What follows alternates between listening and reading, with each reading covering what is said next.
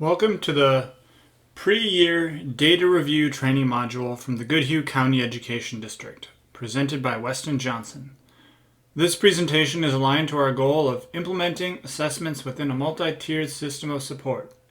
The objective of this module is that you will be able to interpret pre-year data prior to our first screening assessment.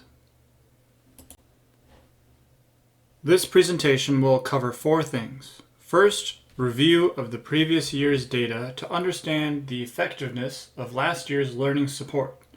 Second, analyze the data to understand the incoming cohort's strengths and needs. Third, connect the data review to other system processes. And fourth, consider application of benchmark screening data to student-level problem solving. All right, let's jump right into a review of previous year's effectiveness of learning supports. As teams review their data from last year, they should start by considering whether they met their improvement goals from the previous year. Teams should understand what went right and what challenges they encountered. This understanding will help them improve and move forward with continuous improvement in the upcoming school year. Teams shouldn't get stuck in the habit of just setting goals and forgetting about them. The upcoming year is an opportunity for improvement.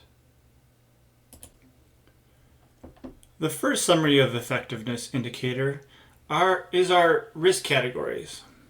What percentage of students are at low risk, some risk, and high risk? What did the resource demands look like last year? The ideal breakdown is between 75% to 85% of students identified as low risk, then 10 to 15% at some risk, and 5 to 10% at high risk. While we ideally have 90 to 95% of students meeting proficiency expectations, the 25% at some or high risk is tied to resource allocation. These percentage targets are aligned to expectations across an entire system. Even when these levels are not reasonable, teams can still review the results to analyze potential resource demands for the upcoming school year. For risk level growth, we are looking at changes across two testing periods. We look at the earlier testing period as the baseline. Then we want to know the change of risk category percentages in the current data. In general, we want to see low risk having more students, while the higher risk categories decreasing in proportion. Teams will want to consider ways of improving the percent of students in different risk categories for the upcoming school year. The next summary of effectiveness indicator is risk level transitions. While risk level growth looked at changes to the entire risk category overall, risk level transitions look at how students are moving throughout the risk levels. In general, 95% of our students should stay at the low risk level across testing periods. 50 to 75% of our students should decrease their risk level, going from some risk to low risk. And 25% of our students should decrease their risk level, going from high risk to some or low risk. Teams will want to consider ways of improving the student transitions to different risk categories for the upcoming school year. Whether teams review absolute growth or relative growth, this summary indicator allows them to consider the learning students have made between testing periods and not just at student achievement levels.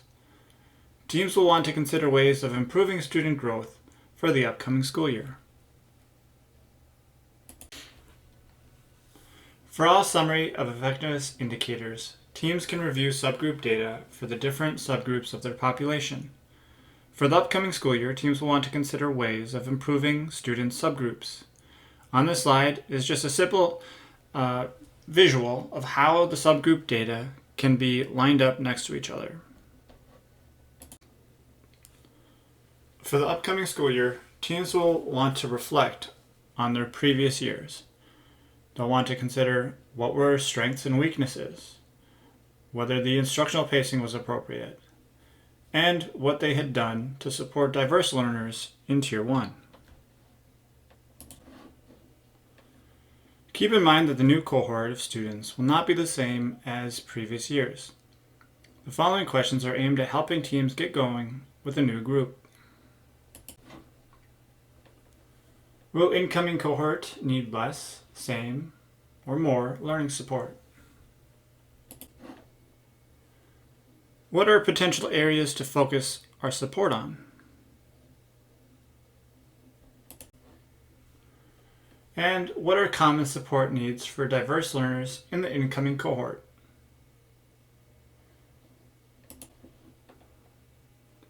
Now this section will cover additional connections to system processes.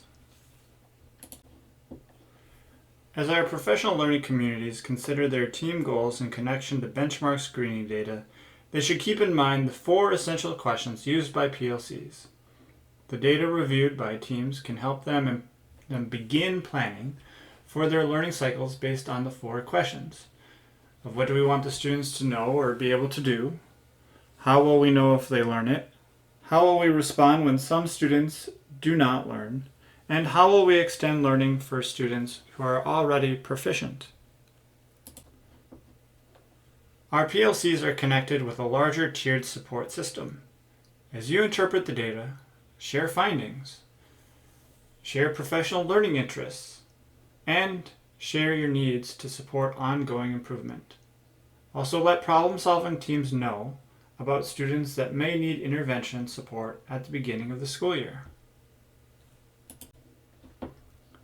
This section will connect historical benchmark data to student-level problem solving. Based on prior year data, teams will want to consider needs for the incoming cohort, plan intervention around those needs, and begin grouping students for intervention. Additionally, discuss the criteria for selecting students for interventions. Discuss the logistics for intervention delivery, such as time, space needed, and staff. In conclusion, teams should review last year's data to understand the effectiveness of last year's supports. They should review incoming cohorts to understand changes that need to be made. Connect data to ongoing improvement efforts, and they should be using data to start the student problem-solving process. Thank you for attending this online training module. Again, I'm Weston Johnson with the Goodhue County Education District.